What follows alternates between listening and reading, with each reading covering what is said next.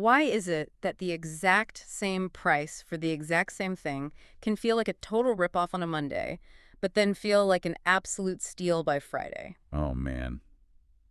That is the million-dollar question, isn't it? Right.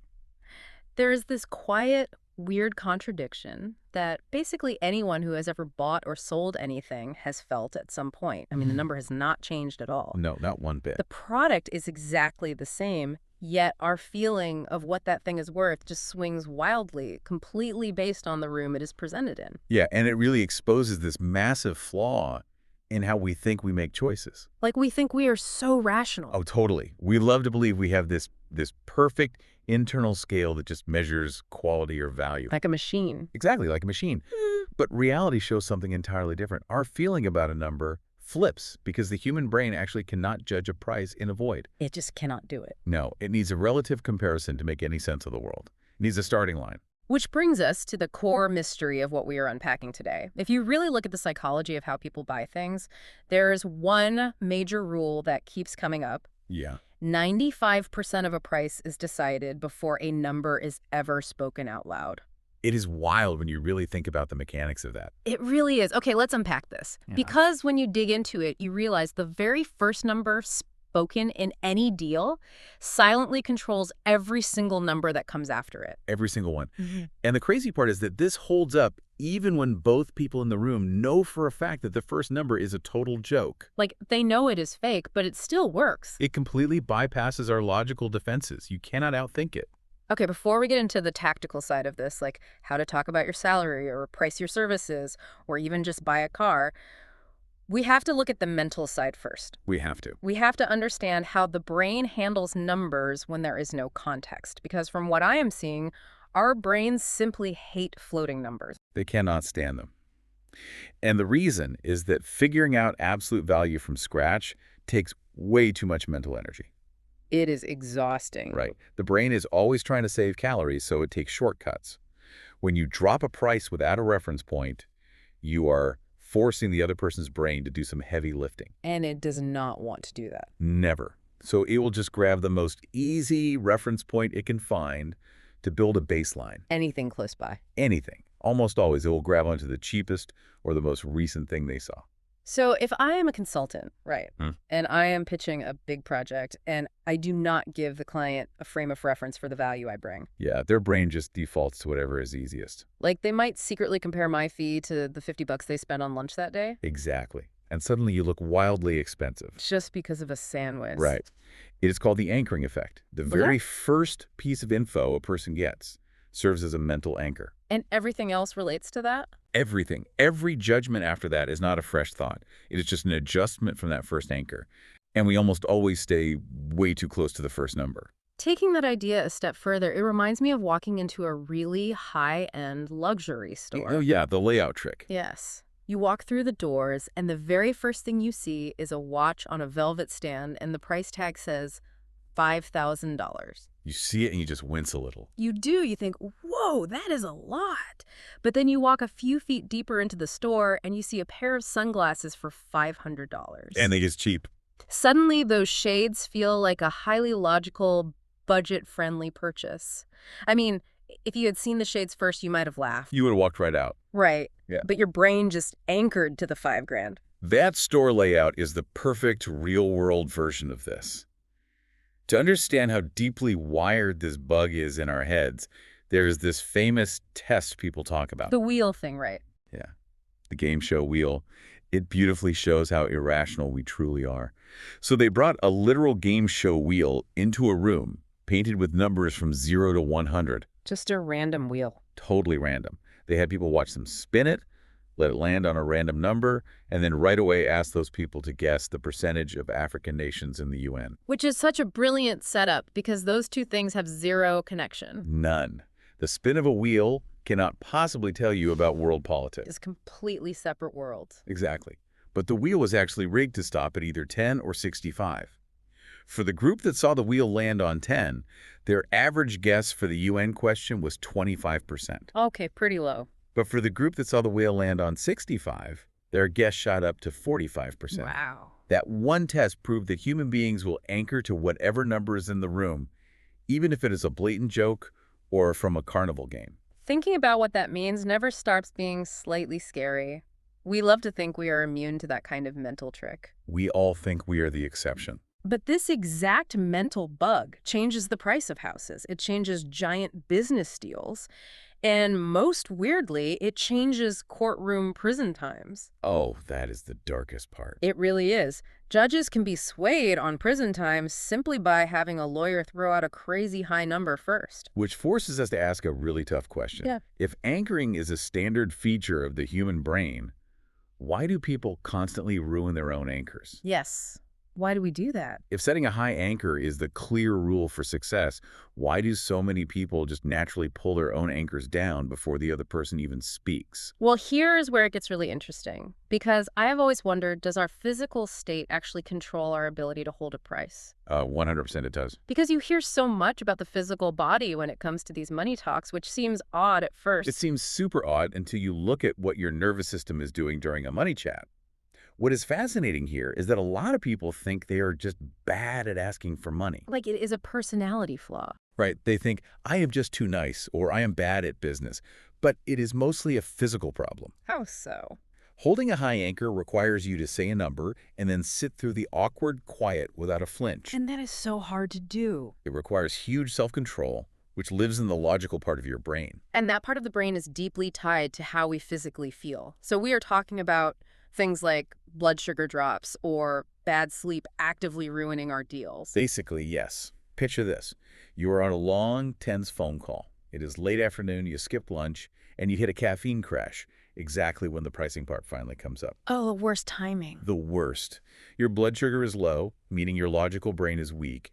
When you say your price and the client goes quiet, or worse, they sigh. Your fear center just panics at the social tension. You just want to fix it. Because your self-control is physically drained, you have this massive urge to relieve the awkwardness. So you end up saying, but we can do a 10% discount before they even say a word. You are actively breaking your own anchor just to soothe your fear. Exactly. It is not about being bad at your job. It is your body looking for a safe way out of the quiet. I have heard that sleep is a huge factor here too. Like having bad sleep the night before a big meeting makes you avoid conflict the next day. You literally wake up biologically ready to fold. You are primed to cave in before you even put your shoes on. Managing your physical state, drinking water, eating right, taking 5 minutes to just breathe and calm your nerves before a call that removes the physical friction. You cannot just outthink your own body. No, you cannot. You need a calm nervous system to actually use the mental tactics. So if our biology makes us prone to panicking and dropping our own anchors, the actual order of the words we use must play a massive role in either starting or stopping that panic. Huge role. Because a lot of people say the order in which we show prices does not just change what people will pay, it changes their basic feeling of what is fair. Yeah, the order is everything because of how it breaks their expectation. When buyers look at prices, they are not just checking their wallets. They are judging if you are treating them right. They want to know they aren't getting scammed. Right. And the sequence sets the baseline for that feeling. So if I start by showing you my cheapest package, your brain locks that in as the baseline of what is fair. And when you then bring out your top-tier package, it deeply breaks their expectation in a bad way. It feels like a trick. Exactly. The buyer does not just think the top package is pricey. Their brain feels like you are trying to take advantage of them. It feels greedy. But what if you flip it? If you reverse it and show the big package first, that high number becomes the anchor. Then when you show the middle or basic options, it breaks their expectation in a good way. Oh, I see. The lower prices feel like a gift. They feel like a fair, gentle choice. Which completely destroys the most common advice you always hear, which is always let the buyer say their budget first so you do not scare them away. Oh, letting the buyer go first is a huge mistake, dressed up as being polite. It really is. By doing that, you just hand them the anchor. You give them the wheel and let their totally random, often clueless number set the ceiling for the whole deal. There is also this deep fear that a high anchor will just really offend someone. Like if a client has a mental budget of 10 grand and I anchor the chat at 50 grand, people think the client will just walk out in a rage. People assume that, but it is rarely true. Serious buyers really just want clear value. They want to know that you truly get their problem and have a real fix for it. That makes me think of this story about Sarah, who worked in tech Oh sales. yeah, her story's a perfect example. It really stood out to me because it is a trap we all fall into. She kept watching her deals shrink by 20 to 30% right at the finish line, and she just thought she was losing her edge. She thought she had no power left, Right. But when she looked back at her own calls, she found a major flaw in her order. She was always leading with her cheapest, most basic software tier. which she thought was helpful. Yeah, her intent was good. She thought she was giving them a gentle warm-up to build trust before bringing out the big stuff. But based on how the brain works, that low number instantly became the anchor. Right away. So when she finally talked about the full package, it looked completely insane compared to the warm-up. It looked greedy. Let me guess. When she flipped the script and led with the big package, the middle option suddenly looked like the sunglasses at the store. Exactly. Her average deal sizes shot up, but the coolest part was that her calls became so much calmer. Less fighting. Way less. She was no longer fighting a steep hill against a low anchor she had accidentally built herself. By starting high, the rest of the chat was about finding the right fit, not defending her worth. If we connect this to the bigger picture, we really have to look at the moral side of this. Yeah, we have to talk about the ethics, because I know people are wondering, isn't doing this on purpose basically a sneaky trick? It is a totally fair question. If I know how the brain works and I drop a massive number just to hack someone's sense of fairness, that feels a bit like a con. It is a really key line to draw. We have to remember that anchoring is just the raw operating system of the human mind. It is just how we are built. Right, because it is a physical need for processing info, the anchor itself is neutral. The gap between a trick and clear talking lies entirely in what is backing the anchor up. So if I am selling a piece of junk and I anchor it at $1 million to fool you, that is a scam. And an anchor with no real weight just falls apart when pushed anyway. Yeah. But if you have a truly great answer to their problem, and your high anchor is backed by real clear value setting, that anchor is actually a kindness. Like a kindness. Really? Yes. You are saving the buyer's brain from the exhausting, sweaty work of trying to guess your worth and avoid. You are giving their mind the solid ground it physically needs to make a safe choice. Wow, that shifts the whole view. You are not fooling them. You are giving their brain the context it is begging for. Exactly. So we have the right number, we have the right order, and we have the calm nerves to sit still. But the literal delivery, the physical the price leaves your mouth, seems to be where most people still manage to blow it. Oh, it is the single most risky split second in any deal. The biggest leak in these money talks is the hidden apology. The hidden apology. Yeah. It usually happens in the 3 seconds right before the price is spoken. People will just naturally soften their voice, or they will talk way faster just to get it over with, or they add this tiny awkward laugh. Oh, the voice goes up, the volume drops. So, haha, the total cost for the year is 10 grand. It just makes you look weak. The buyer's brain catches those tiny clues right away. That wobble signals that the price is totally soft before the number has even truly landed in their mind. They smell blood. They really do. To fight this, the absolute golden rule of delivery is the rule of silence.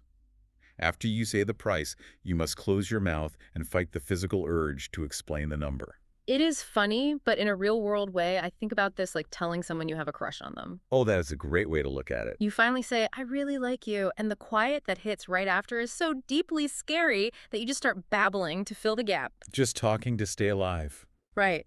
But, you know, it is totally fine if you do not like me back. We can just be friends. In fact, I am moving away next week, so none of this matters. You just destroy your own shot. You are flating against yourself before they have had a single second to take it in. It is a funny picture, but it maps perfectly to the hard reality. Humans are deeply wired to fix social tension. We hate it. Silence in a chat feels like a physical threat, so we babble to make it safe. But in a pricing moment, babbling kills the anchor. It just deletes it. There is this great story about a guy named James that proves this exact point. He had a chronic habit of over-explaining his fees. Always filling the air. To fix it, he forced himself to do a full month of total, brutal silence right after saying his price. I can only imagine the panic in his head during those pauses, just gripping his chair, fighting the urge to talk. It was pure torture for him at first, but the shift in how people acted was instant. Buyers who always pushed for deals suddenly stopped asking for them. Really? Just from the quiet? Just from the quiet. Instead of seeing the silence as a chance to push back, they used the silence to chew on the anchor. When they finally spoke up, they asked about getting it set up rather than fighting the cost. He moved past the price. By letting the silence do the heavy lifting, James forced the anchor to stick.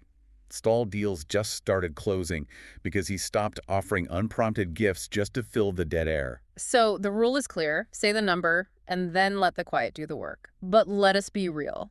Even with a perfect pitch and total silence, pushback is bound to happen. Oh, of course. People will always push. People love to test the fences. How do you protect that anchor when the client actively tries to drag it down into the mud? This is where we shift from feelings to actual strategy, specifically the idea of adding things versus dropping the price. Okay, bundle versus discount. Exactly.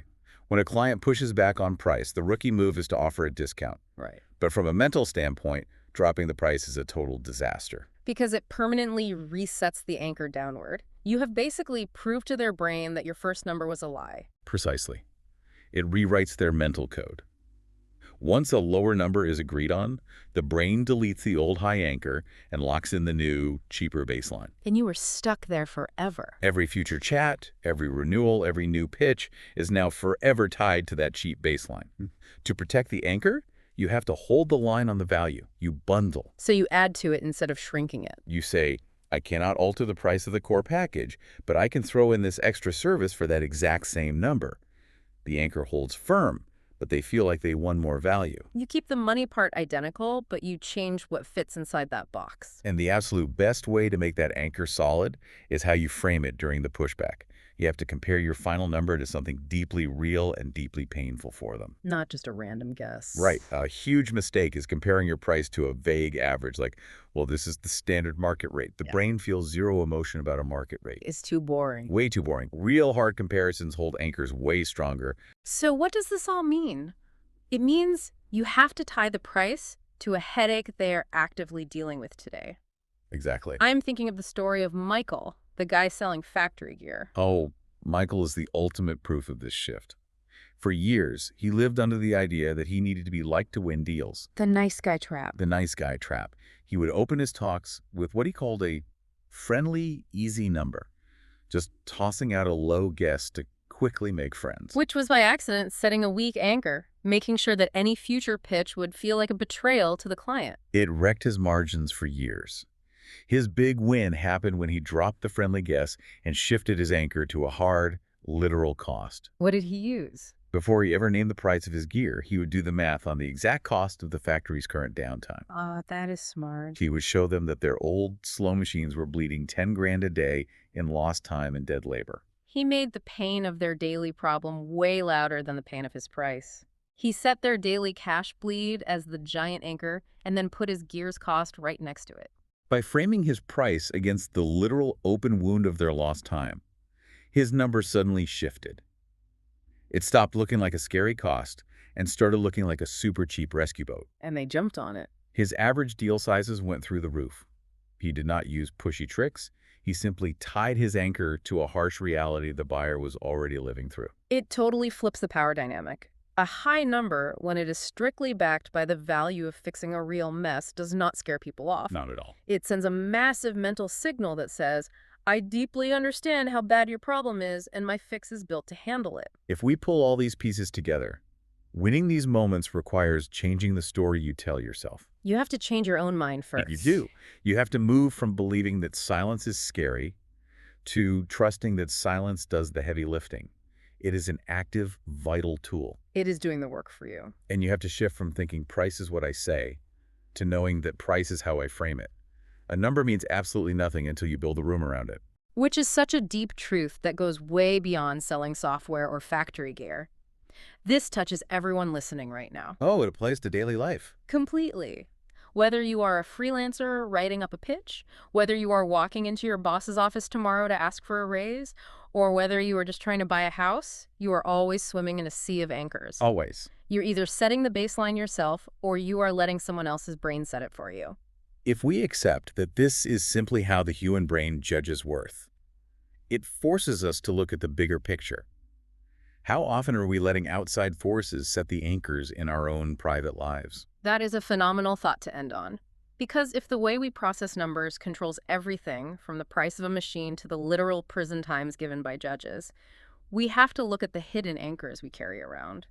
Take a hard look at your own life this week, in your career path, in your personal circle, or even in the quiet goals you have for your own future. Whose random anchor are you currently measuring your own self-worth against without even realizing it? These thoughts, these questions, they don't have to stop here. Sales Geeks has many more podcasts and videos just like this one. Subscribe to the channel and explore other episodes. They all flow the same honest way. If this podcast felt genuinely useful to your informant, share it with even one person in your life. That one share can bring a real change in someone's life, and it helps Sales Geeks reach more people who truly need this. If this brought you real value, look for the Join button right next to the Sales Geeks logo below this video. Click it and become a member of the Sales Support Circle. Your support helps honest sales awareness reach thousands who are silently struggling. Sales Geeks moves forward because of you. Thank you so much from the heart for being here.